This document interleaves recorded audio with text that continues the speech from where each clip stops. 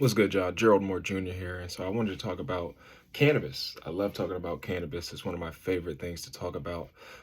If you haven't already, please follow Athletes and Cannabis on Instagram. You can also follow the Ohio Cannabis Report on Instagram as well.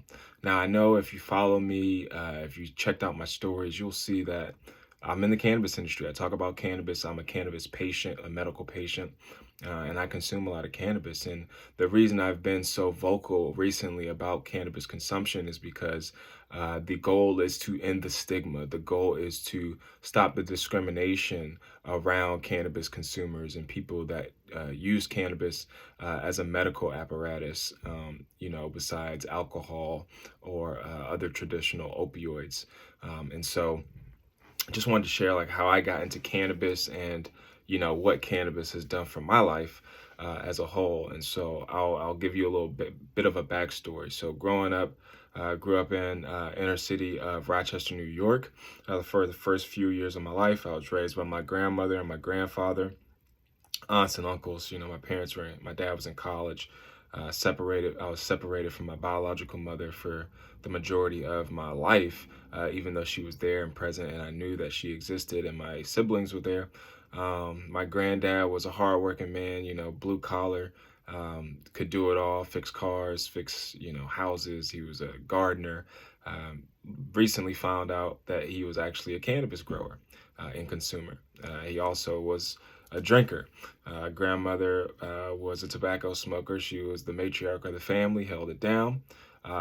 Fast forward a little bit, we moved to DC or Maryland, DC area, the DMV. And then I started going to private school. Around my sophomore, junior year of high school, I had a few friends that were consuming cannabis. We'd go to parties and stuff at people's houses, and I was invited to consume. And so I decided not to consume. I made the conscious effort and decision not to consume until I think my junior year, when I was over some friends' houses and they were asking, if I wanted to consume. And I was like, yeah, I'm finally ready to consume. I had signed or I had committed to go to college. Part of the reason why I didn't consume was because all of the narratives that I had heard about cannabis, about how bad it was, how it was a gateway drug, all these different things. But I saw my friends consuming, and I saw the difference that it made, or the difference between alcohol and cannabis. And so I really saw that cannabis seemed to be a much better alternative. And if I was going to do something, cannabis seemed like the best substance to try, right? I was already consuming alcohol, underage and things of that nature. But I wasn't necessarily really educated on cannabis or alcohol or other drugs. It was kind of like, you just kind of get thrown into the cycle of friends trying it. Friends have older siblings, who put them on X, Y, and Z. So my first time consuming in high school was my junior year. And I had a really good time. You know what I mean? It was with a good group of friends. They all had things going for themselves.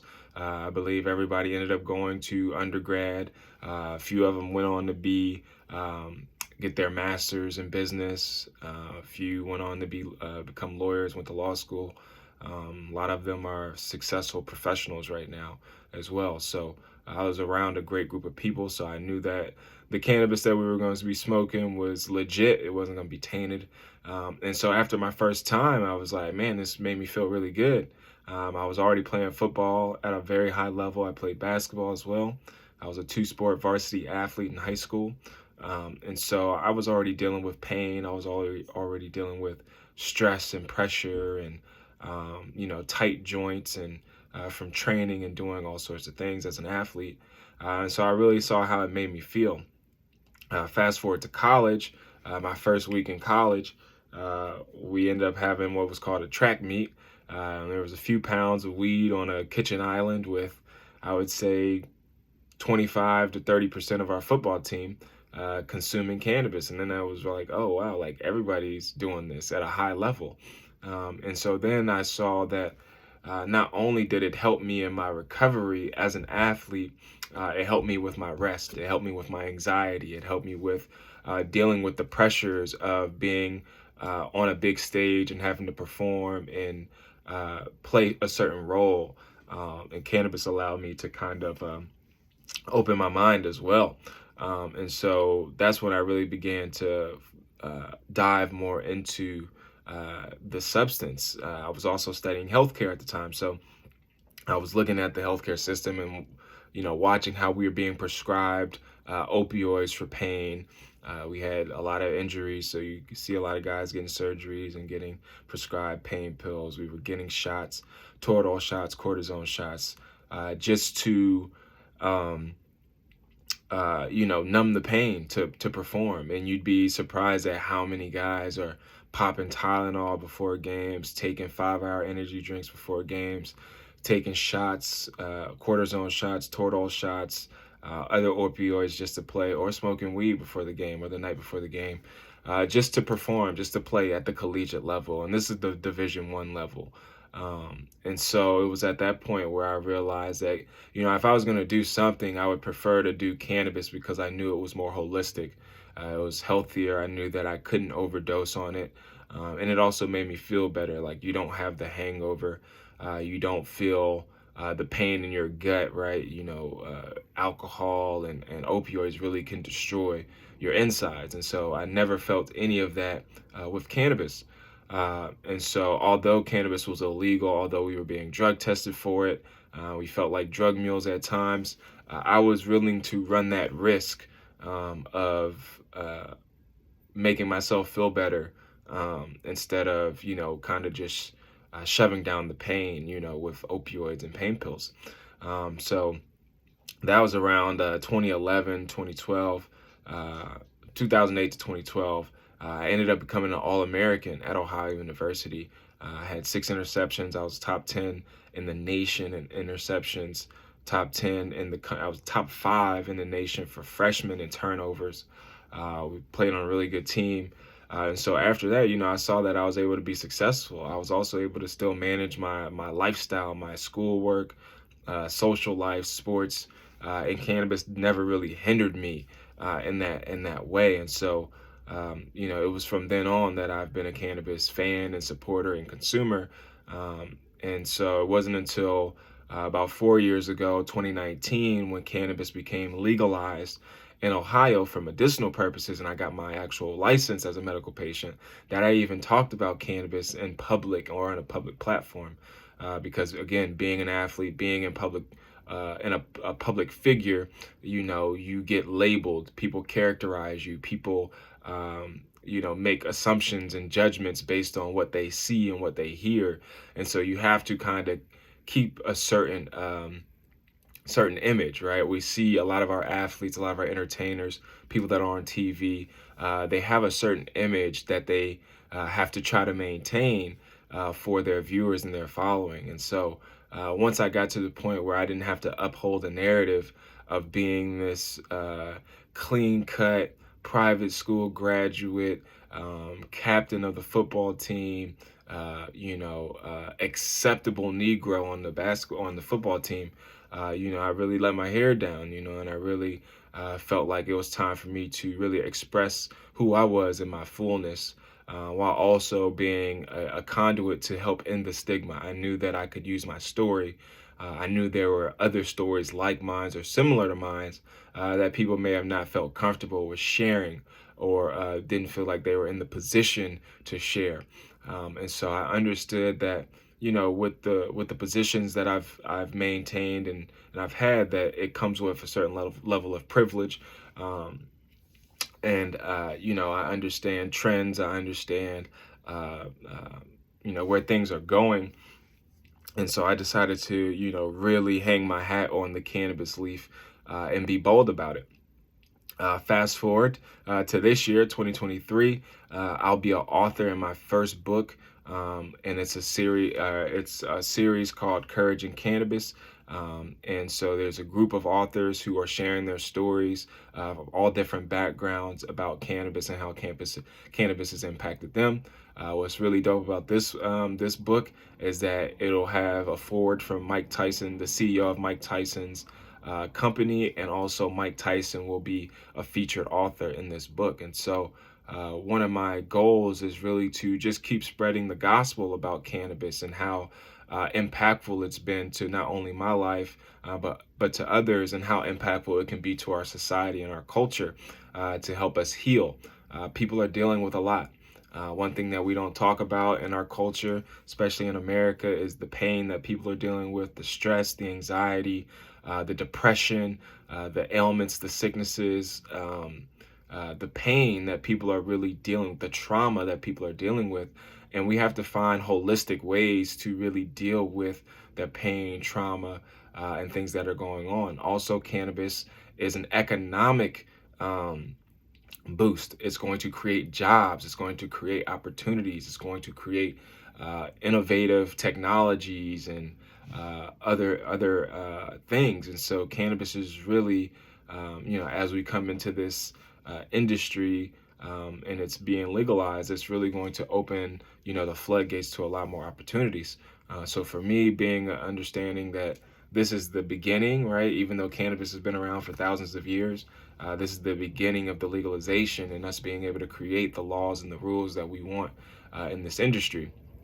And so it's been tough, though. It's definitely, forced me to have to, be comfortable and confident in myself, right? In my own story, in my own perspective, in my own truth, and being willing to take the blows that come with, going against corporations and nonprofits and government entities that don't want cannabis to be legal for whatever reason, and the narratives that are being portrayed. The idea that cannabis is a gateway drug can be anything further from the truth. The thing that cannabis is addictive, really, anything can be addictive. Addiction is more of a mind thing than anything. It doesn't necessarily have to do with a substance. People can lean on it without, getting other forms of treatment. But I don't think that cannabis necessarily leads into harder drugs. People end up leaning into harder drugs because they're dealing with maybe a lot of pain, maybe a lot of trauma, maybe a lot of other things. I don't think people say, well, I have cannabis and I want to get higher and the cannabis isn't doing it for me anymore. I need something stronger. Like, no, there's some cultural issues that are going on that lead people to other drugs. Also, other drugs are more addictive. So once you do try something else that may be more addictive, people are trying to get that feeling. I've never wanted to feel more than cannabis has provided for me. Once I get my fix in cannabis, I'm good. I don't say, well, I got cannabis, I need to go do some pills, right? I got cannabis, I need to go drink, a 2-liter bottle of alcohol. Like I don't get cannabis, say I need to go get some prescription pills. And so we really have to understand that, one, cannabis is a spectrum. You have some people that are dealing with minor pains. You have some people that are dealing with life-threatening pain. You have people that are dealing with cancer, people that are dealing with all sorts of things. So I think we have to be more open and available to hearing people's stories, hearing people's truths and believing them, and educating ourselves. And I'll end it on this, is that at the end of the day, cannabis is all about balance. It's all about homeostasis and bringing the body back to balance. Some people can be very high, some people can be low. The goal is to try to find that balance, that in between. You don't want to get too high, you don't want to get too low. You want to be right in the middle. So cannabis really focuses on bringing the body back to homeostasis. Also, all human beings and most living mammals and creatures on the planet have an endocannabinoid system, which has the receptors for cannabis. We already have cannabis within our DNA. And so really cannabis is supposed to be a part of our lifestyle. It's supposed to be a part of our ecosystem. And so these are the things that we really have to educate ourselves on and our community on, because, one, doctors aren't even taught about the endocannabinoid system or cannabis as a form of modality for treatment. So we really have to educate ourselves, educate our communities. We need cannabis consumers and people who medicate with cannabis to share their stories, to share how cannabis really helps. Obviously, you see people having fun on cannabis. People are always joking, rapping, whatever, smoking it. But we don't necessarily have the educational side of cannabis and why it's important and how it helps. And so I'm just using my voice and my platform to really share my story in hopes that other people will feel more comfortable and confident in coming out, sharing their story about how cannabis has helped them. I deal with chronic pain. I deal with arthritis in my joints, my ankles, knees, hips, wrists. And so, after 10, 15 plus years of football, contact football, my body has had its fair share of beatings. And so cannabis really helps to mitigate some of that pain, some of that tension that I deal with. So, yeah, that's a little short version of why, how cannabis came into my life, why I advocate for it, why I speak on it, and why I share my story. And I hope that my story will help other people share their story and empower and encourage other people to educate themselves. I am not a doctor.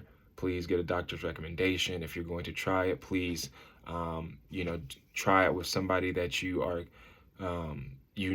that they're not going to have contaminated cannabis, and they're going to really care about the plant and what they put inside their bodies.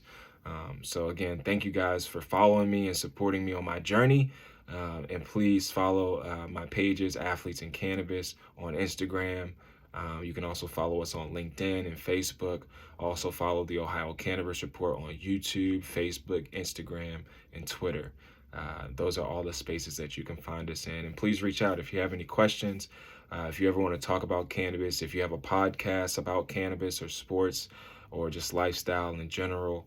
I'm a father, I'm a husband, I'm an entrepreneur, creative, I'm a nonprofit leader.